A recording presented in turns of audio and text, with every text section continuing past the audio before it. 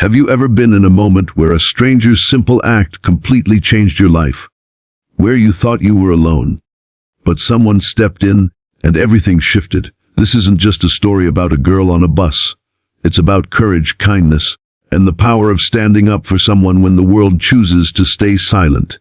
And if you stay with me till the end, you'll see why one man's decision that day still brings tears to my eyes. HEHTR1, the bus ride from hell. The bus was crowded that evening, the kind of crowd where you could feel someone's breath too close to your skin. Rain smeared the windows into hazy streaks, the smell of damp coats and fuel filling the air. Aaliyah clutched her college bag to her chest, trying to shrink herself into the corner seat she'd managed to find. She was tired. Tired from lectures, tired from the long commute, and tired from constantly being alert in a world that didn't feel safe for women. She kept her gaze down, pretending to scroll on her phone when she felt it, a deliberate shove of a knee against hers. She pulled her leg back, thinking it might have been the jolt of the bus. But then it happened again, harder this time. A man in his late 30s, sitting beside her, leaned just close enough for his breath to touch her ear. "You should smile more," he murmured, his tone thick with something ugly. Her chest tightened. She slid closer to the wall of the bus, but he followed, his arm brushing against her, fingers twitching dangerously close to her thigh. "Please, don't touch me," she whispered, hoping he'd back off. Instead, he smirked. "What's wrong? We're just talking." His hand grazed her knee. Her heart pounded. She looked around desperately. Dozens of faces stared at their phones or out the window, pretending not to notice. The world outside kept moving, shops, streetlights, strangers, while inside, her world was shrinking into this suffocating moment. She thought about standing up, but the aisle was blocked, and she feared making a scene. She hated that fear. She hated how small it made her feel. And then, a voice cut through the thick silence. "Hey, excuse me." She turned. A man, maybe in his early 40s, wearing a slightly worn hoodie and holding a little girl's pink school bag, was looking straight at her. His dark eyes were calm, but there was steel in them. "Come here," he said gently. "Sit with me. You're not alone." For a second she froze.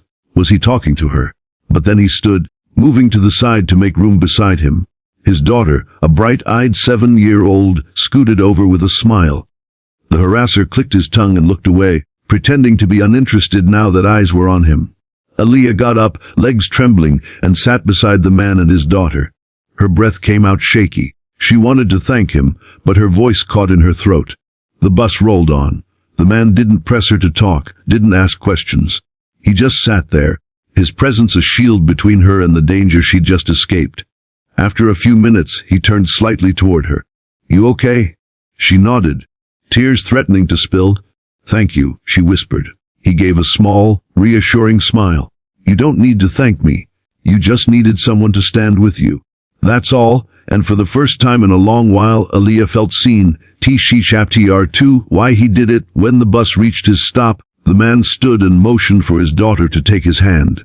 As Aaliyah moved to step aside, he surprised her by saying, "It's my turn to thank you."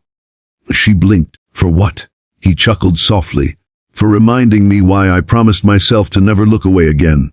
It was raining harder outside now. She followed them down the steps, curiosity tugging at her. "What do you mean?" she asked. The man hesitated, then said, 3 years ago, my wife, she was in a situation like you were today. No one helped her. She came home shaken, and I couldn't get over the fact that people just watched. I told myself if I ever saw something like that, I'd step in. I owe her that. I owe my daughter that." Aaliyah felt her throat tighten. The little girl was humming to herself, oblivious to the weight of her father's words. "People think it's just a small thing, moving to help someone," he continued. "But to the person you help, it can mean the world. Today you reminded me I was keeping that promise." She wanted to say more, but the bus door closed behind her and the cold rain hit her face. They walked off in one direction, and she stood there for a moment, heart heavy yet warm. She knew she might never see them again, but the memory of that simple phrase, "Sit with me, you're not alone," would stay with her. From that day on, Aaliyah carried a silent vow of her own. If she ever saw someone in need, she wouldn't look away. Because courage isn't always loud. It can be as quiet as making space beside you and letting someone know they're not alone. This would leave your audience with a lingering, inspiring message, making them feel emotionally connected to both Alia and the single dad, while subtly encouraging empathy and action in real life.